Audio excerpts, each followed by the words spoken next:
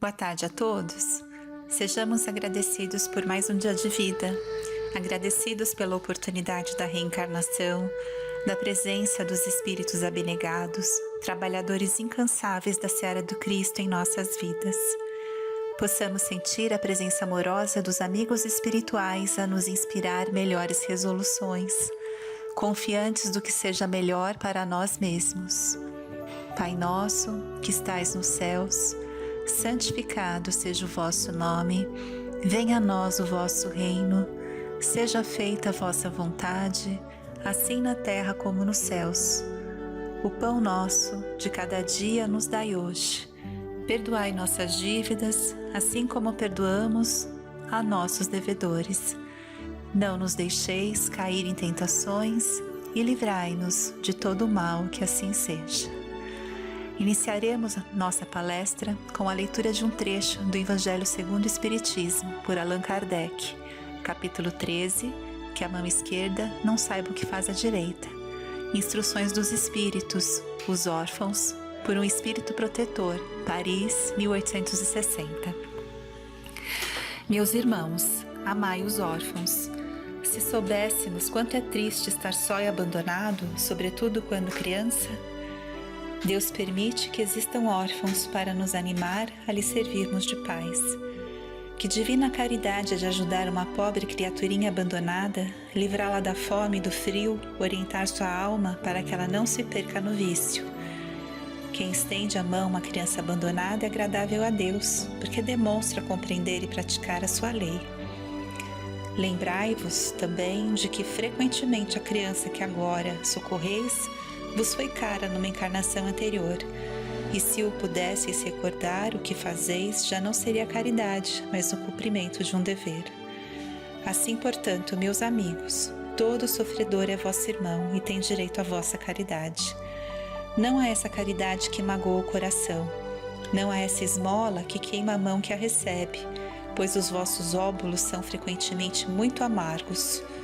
Quantas vezes seriam recusados se a doença e a privação não os esperassem no casebre? Dai com ternura, juntando ao benefício material o mais precioso de todos, uma boa palavra, uma carícia, um sorriso amigo. Evitai esse ar protetoral que revolve a lâmina no coração que sangra, e pensai que ao fazer o bem trabalhais para vós e para os vossos. Nessa leitura, o Espírito Protetor nos convida à solidariedade e ao exercício do amor, dizendo que todo sofredor é nosso irmão e tem direito à nossa caridade. Lembremos que ao fazer o bem, trabalhamos para nós e para os nossos irmãos, e nos coloquemos como instrumentos dóceis das aspirações amorosas dos amigos espirituais a nosso favor e em favor dos nossos semelhantes, servindo sempre com a permissão de Jesus. Bom, nesse momento de isolamento, tenho refletido muito no nosso trabalho, no convite amoroso de Deus nosso Pai a nos alertar as prioridades da nossa existência. A que viemos, o que somos, o que priorizamos. E André Luiz, nosso irmão querido, a nos exemplificar todas as questões humanas que refletem na espiritualidade e em nós. O quão grandioso é o amor e a misericórdia de Deus e de Jesus. E o livro Nosso Lar conduz-nos ao nosso lar, a nossos compromissos assumidos, aprendendo a amar aqueles que Deus colocou no nosso caminho. Culmina com o capítulo 49 do livro Nosso Lar, regressando à casa que estamos estudando. André Luiz regressa ao lar terreno, embriagado de alegria, o coração descompassado à medida que se aproximava do grande portão de entrada, a vista em frente ao pórtico garbosa palmeira que havia plantado com Zélia no primeiro aniversário de casamento. Ébrio de felicidade, à medida que se adentra no lar, denota as diferenças enormes. Alguma coisa o oprimia ansiosamente. O que teria acontecido? avistou a filha mais nova e quase que no mesmo instante Zélia, que saía do quarto acompanhando um cavalheiro. André Luiz gritou de alegria, mas as palavras não atingiram os ouvidos daqueles que lá estavam. Compreendeu a situação e calou-se desapontado. Abracei minha companheira com carinho da minha saudade imensa, mas Zélia parecia totalmente insensível ao meu gesto de amor. André observou a preocupação da Zélia com relação ao Dr. Ernesto, mediante o esclarecimento do cavalheiro que ali estava. Quem seria aquele Dr. Ernesto? Perdia-me no mar de indagações quando ouvi minha esposa suplicar ansiosa: mas, doutor, salve-o, por caridade. Peço-lhe, não suportaria uma segunda viuvez. E nesse momento, André Luiz depara-se com uma realidade inesperada para ele. Outro homem se apossara do lar. Correu ao seu quarto, verificando outro mobiliário, e no leito, um homem de idade madura, evidenciando melindroso estado de saúde. De pronto, tive ímpetos de odiar o intruso com todas as forças, mas já não era eu o mesmo homem de outros tempos. O Senhor me havia chamado aos ensinamentos do amor, da fraternidade e do perdão. Verifiquei que o doente estava cercado de entidades inferiores, devotadas ao mal. Entretanto, não consegui auxiliá-lo imediatamente. André Luiz estava decepcionado e acabrunhado, vendo a dedicação de Zélia ao enfermo que coubera a ele em outros tempos. E depois de algumas horas de amarga observação e meditação, voltou à sala de jantar, onde encontrou as filhas conversando, e sucediam as surpresas. A mais velha casara-se e tinha no colo um filhinho.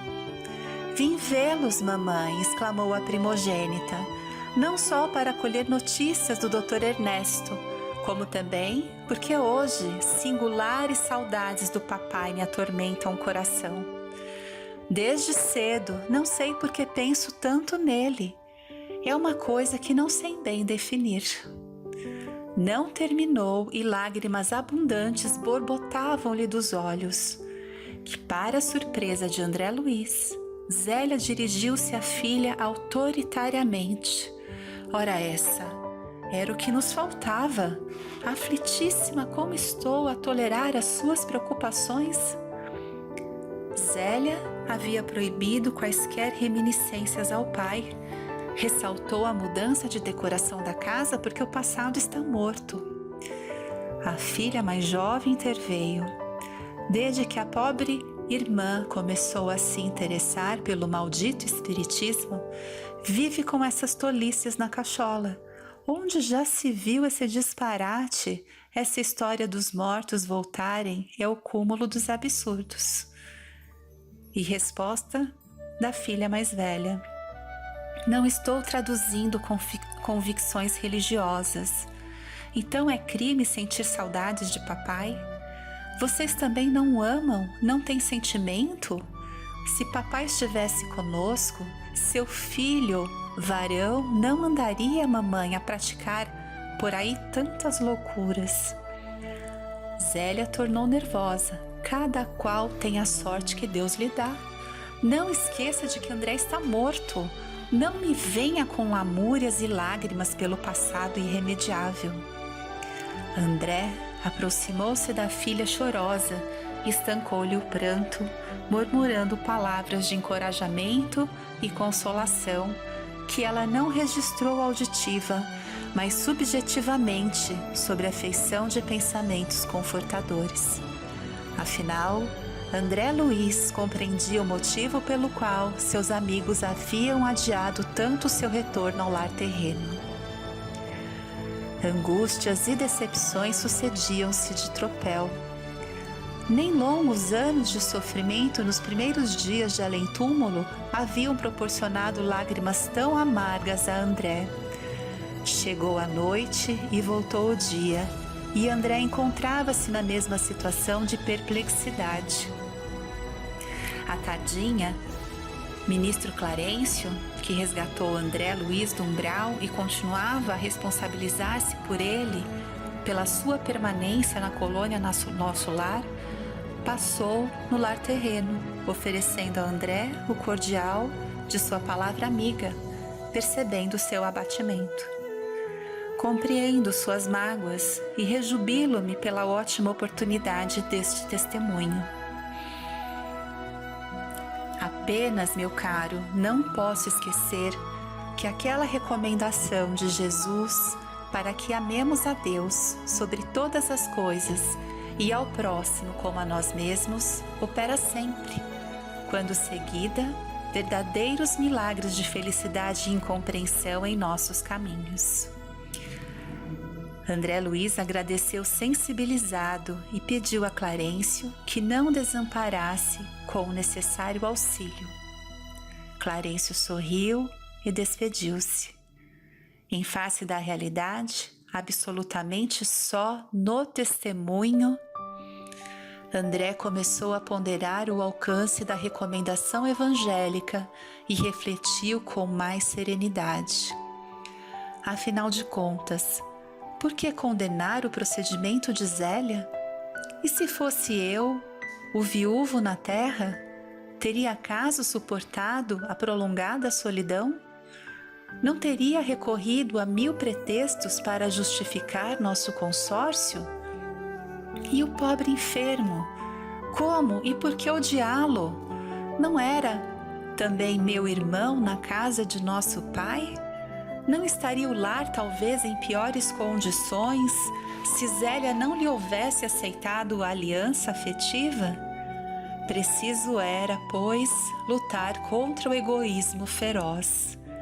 Jesus conduzira-me a outras fontes. Não podia proceder como homem da terra. Minha família não era apenas uma esposa e 3 filhos na terra.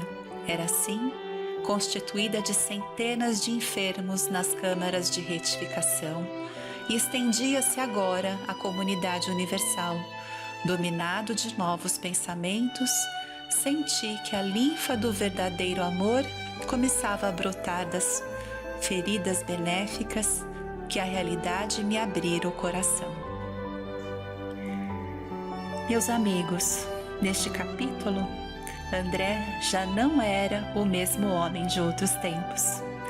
Jesus o havia chamado aos ensinamentos do amor, da fraternidade e do perdão.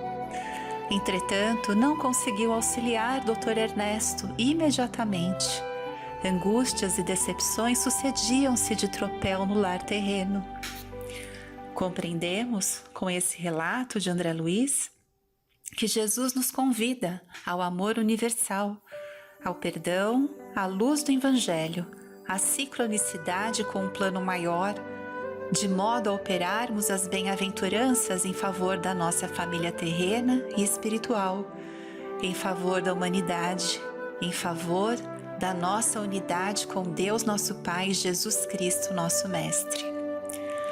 André, em face da realidade, absolutamente só no testemunho, pondera o alcance da recomendação evangélica para que amemos a Deus sobre todas as coisas e ao próximo como a nós mesmos, opera sempre, quando seguida, verdadeiros milagres de felicidade e incompreensão em nossos caminhos.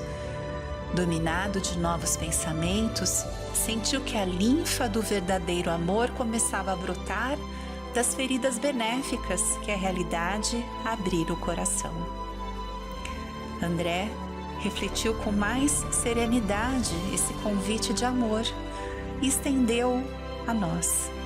Porém, muitas vezes, esse convite desperta em nossa condição humana desconfortos, angústias, decepções, egoísmo, quando deparamos com as más tendências a vencer, defeitos a corrigir, hábitos a modificar, quando do convívio com nossos semelhantes nas lutas diárias de nossa existência. Mas o Evangelho nos ensina a sermos serenos, severos, para conosco e indulgentes para as fraquezas alheias. Por essa razão, não podemos perder o vínculo com o Evangelho, para não perdermos a oportunidade do minuto da hora que nos apresenta e deixar-nos dominar por novos pensamentos, novas atitudes em favor do nosso próximo. O Evangelho, a Boa Nova, é roteiro seguro.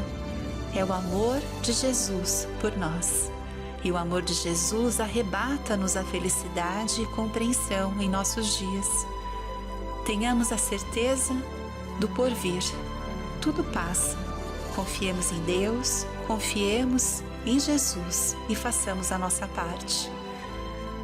Começa fazendo o necessário. Depois faz o possível e de repente estarás fazendo o impossível, nos dizia Francisco de Assis. Sejamos agradecidos pela oportunidade da vida, da convivência em nossos lares, do aprendizado, da melhoria. E peçamos bênçãos a Deus para prosseguirmos a nossa caminhada evolutiva. Jesus nos abençoe e proteja. Até o próximo encontro. Muita paz.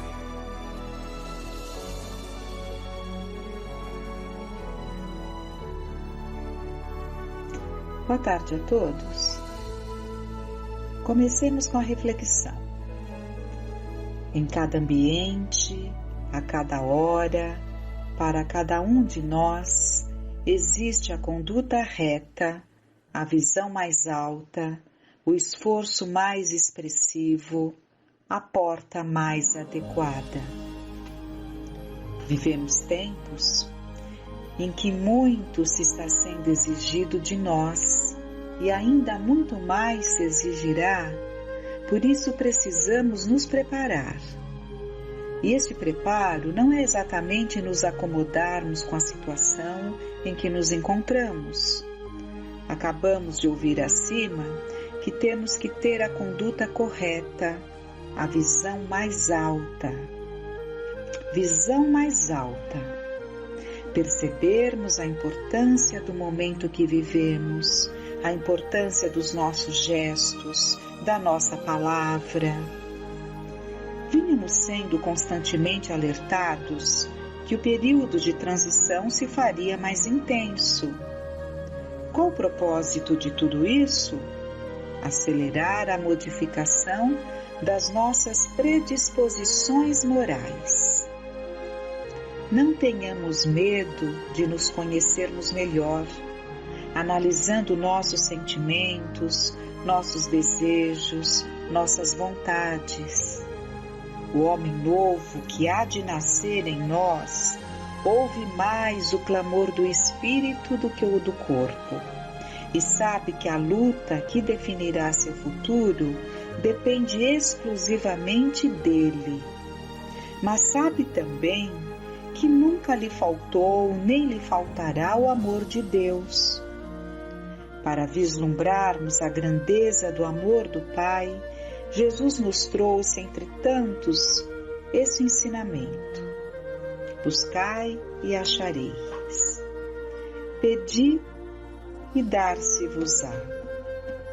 Buscai e achareis.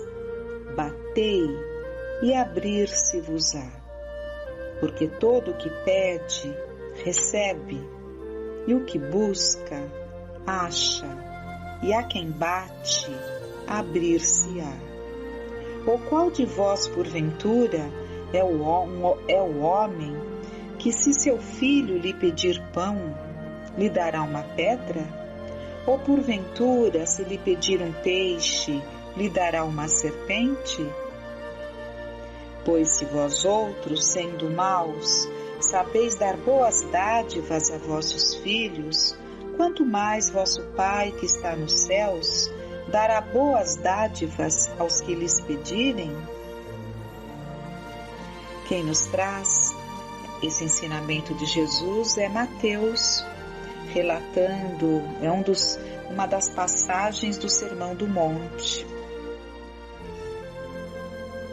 E Kardec, então, coloca que, segundo o modo de ver terreno, a máxima buscai e achareis, é semelhante a esta outra: ajuda-te e o céu te ajudará.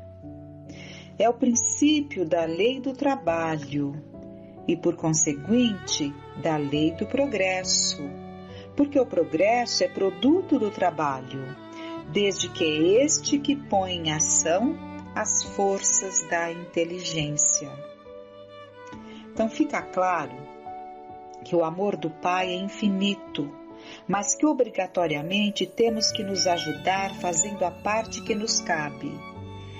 E ao pensarmos em nos ajudar, é justamente fazermos com que o outro tenha muita importância para nós. E esse outro, muitas vezes, não tem um rosto para nós, mas receberá o nosso pensamento de ternura.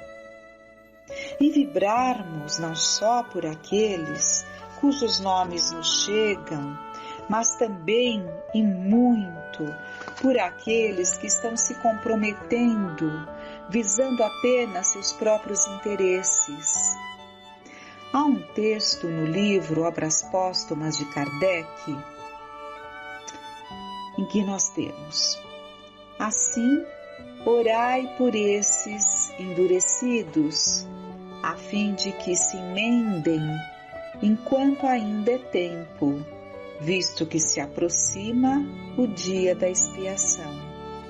Infelizmente, a maioria, desconhecendo a voz de Deus, persistirá na sua cegueira, e a resistência que virá a opor marcará por meio de terríveis lutas o fim do reinado desses infelizes. Desvairados, correrão para sua própria perda, provocarão destruições que darão origem a um sem número de flagelos e de calamidades, de sorte que, sem o quererem, apressarão o advento da era da renovação. E como se não se operasse com bastante rapidez a destruição, os suicídios se multiplicarão em proporções inauditas, até entre crianças. A loucura jamais terá atingido tão grande quantidade de homens que antes mesmo de morrerem, estarão riscados do número dos vivos. São esses os verdadeiros sinais dos tempos, que tudo isso se cumprirá pelo encadeamento das circunstâncias, como já o dissemos, sem que haja a mais ligeira derrogação das leis da natureza. Contudo, através da escura nuvem que vos envolve e em cujo seio ronca a tempestade, já podeis ver despontando os primeiros raios da nova era. A fraternidade lança seus fundamentos em todos os pontos do globo, e os povos estendem uns aos outros as mãos. Percebemos o apelo para que oremos muito, colaborando com a espiritualidade maior no trabalho de despertar aqueles que insistem em manter-se cegos e surdos. E na medida que orarmos, vamos nos beneficiar para que também saiamos da nossa cegueira.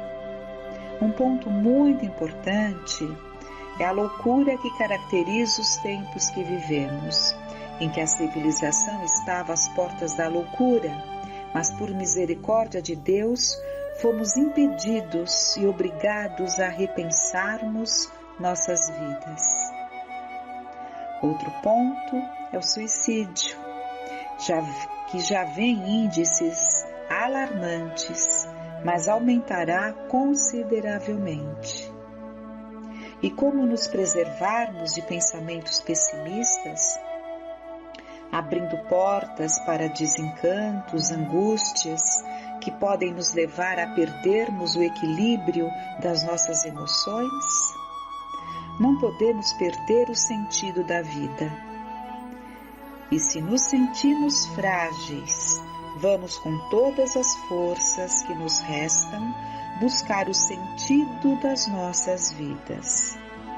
E no Evangelho segundo o Espiritismo, no capítulo 5, Bem-aventurados os aflitos, no tema O suicídio e a loucura, Kardec coloca: a incredulidade, a simples dúvida quanto ao futuro, as ideias materialistas, em uma palavra, são os maiores incentivadores do suicídio. Elas produzem a frouxidão moral.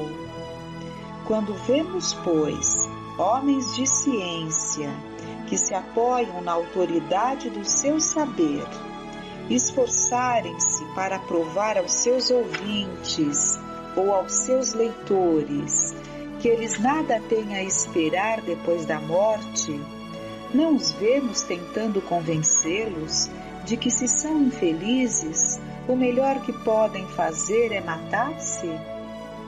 Que poderiam dizer para afastá-los dessa ideia? Que compensação poderão oferecer-lhes? Que esperanças poderão propor-lhes? Nada além do nada, de onde é forçoso concluir que, se o nada é o único remédio heróico, a única perspectiva possível, mais vale atirar-se logo a ele do que deixar para mais tarde, aumentando assim o sofrimento. A propagação das ideias materialistas é, portanto, o veneno que inocula em muitos a ideia do suicídio, e os que se fazem seus apóstolos assumem uma terrível responsabilidade. Com o Espiritismo, a dúvida, não sendo mais permitida, modifica-se a visão da vida. O crente sabe que a vida se prolonga indefinidamente para além do túmulo, mas em condições inteiramente novas. Daí a paciência e a resignação que muito naturalmente afastam a ideia do suicídio. Daí, numa palavra, a coragem moral. E falando em suicídio, ouvi há dias atrás uma palestra do Divaldo Franco abordando esse tema e trazendo um texto conhecido por nós que nos mostrará qual o caminho para nos preservarmos de ideias que, não cuidadas, podem ser executadas. O texto chama-se Há um Século, que encontramos no livro O Espírito da Verdade. É um texto do Hilário Silva, que ilustra o capítulo 25 do Evangelho, Buscai e achareis, que é o que vimos aí no início. E começa assim: Allan Kardec, o codificador da doutrina espírita, naquela triste manhã de abril de 1860, estava exausto, acabrunhado, fazia frio. Muito embora a consolidação da Sociedade Espírita de Paris e a promissora venda de livros, escasseava o dinheiro para a obra gigantesca que os espíritos superiores lhe haviam colocado nas mãos. A pressão aumentava. Missivas sarcásticas avolumavam-se à mesa.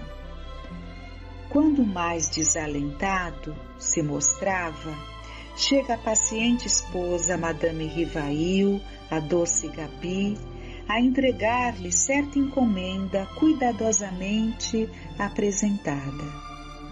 O professor abriu um embrulho, encontrando uma carta singela, e leu: Senhor Allan Kardec, respeitoso abraço. Com a minha gratidão, remeto-lhe o livro anexo, bem como a sua história, rogando-lhe, antes de tudo, prosseguir em suas tarefas de esclarecimento da humanidade, pois tenho fortes razões para isso. Sou encadernador, desde a meninice, trabalhando em grande casa desta capital. Há cerca de 2 anos, casei-me com aquela que se revelou minha companheira ideal. Nossa vida corria normalmente e tudo era alegria e esperança quando no início deste ano, de modo inesperado, minha Antoinette partiu desta vida, levada por sorrateira moléstia. Meu desespero foi indescritível e julguei-me condenado ao desamparo extremo, sem confiança em Deus, sentindo as necessidades do homem do mundo e vivendo com as dúvidas aflitivas de nosso século. Resolvera seguir o caminho de tantos outros, ante a fatalidade. A prova da separação vencera-me e eu não passava agora de trapo humano. Faltava ao trabalho e meu chefe reto e ríspido ameaçava-me com a dispensa. Minhas forças fugiam. Namorava diversas vezes o Senna e acabei planeando o suicídio. Seria fácil, não sei nadar, pensava. Sucediam-se noites de insônia e dias de angústia. Em madrugada fria, quando as preocupações e o desânimo me dominaram mais fortemente, busquei a Ponte Marie. Olhei em torno, contemplando a corrente, e ao fixar a mão direita para atirar-me, toquei um objeto, algo molhado, que se deslocou da murada, caindo-me aos pés. Surpreendido, distingui um livro que o orvalho me descera. Tomei o volume nas mãos e, procurando a luz mortiça de poste vizinho, pude ler, logo no frontispício, entre irritado e curioso: esta obra salvou-me a vida. Leia-a com atenção e tenha bom proveito. A. Lohan. Estupefato, li a obra O Livro dos Espíritos, ao qual acrescentei breve mensagem. Volume esse que passo às suas mãos abnegadas, autorizando o distinto amigo a fazer dele o que lhe aprouver. Ainda constavam da mensagem agradecimentos finais, a assinatura, a data e o endereço do remetente. O codificador desempacotou então um exemplar de O Livro dos Espíritos, ricamente encadernado, em cuja capa viu as iniciais do seu pseudônimo e na página do frontispício, levemente manchada, e deduzimos que pela lágrima, leu com emoção não somente a observação a que o missivista se referira, mas também outra em letra firme: salvou-me também. Deus abençoe as almas que cooperaram em sua publicação. Joseph Perrier. Após a leitura da carta providencial, o professor Rivail experimentou nova luz a banhá-lo por dentro. Conchegando o livro ao peito, raciocinava, não mais em termos de desânimo ou sofrimento, mas sim na pauta de radiosa esperança. Era preciso continuar, desculpar as injúrias, abraçar o sacrifício e desconhecer as pedradas. Diante de seu espírito, turbilhonava o mundo necessitado de renovação e consolo. Allan Kardec levantou-se da velha poltrona, abriu a janela à sua frente, contemplando a via pública, onde passavam operários e mulheres do povo, crianças e velhinhos. O notável obreiro da grande revelação respirou a longos haustos e, antes de retomar a caneta para o serviço costumeiro, levou o lenço aos olhos e limpou uma lágrima. O Livro dos Espíritos lhe deu o sentido da vida ao Joseph Perrier. O Livro dos Espíritos lhe deu o sentido da vida, afastando-o das ideias materialistas tão presentes em sua época. Deus ajuda as criaturas através das próprias criaturas. A Lohan foi a mão de Deus para Joseph Perrier, que por sua vez renovou as forças de Kardec num momento de cansaço, tristeza, jamais desencanto. O gesto de gratidão do encadernador fez com que ele olhasse pela janela e visse aquele povo tão sofrido como eram os franceses naquele século, e revigorou suas forças trabalhando de tal forma, porque sabia que não tinha muito tempo, focando naqueles tantos que seriam iluminados com a obra. E nos sentindo juntos, na nossa casa tão amada, elevemos a nossa prece, como se lá estivéssemos, nas nossas tardes, em que nos sentimos tão unidos.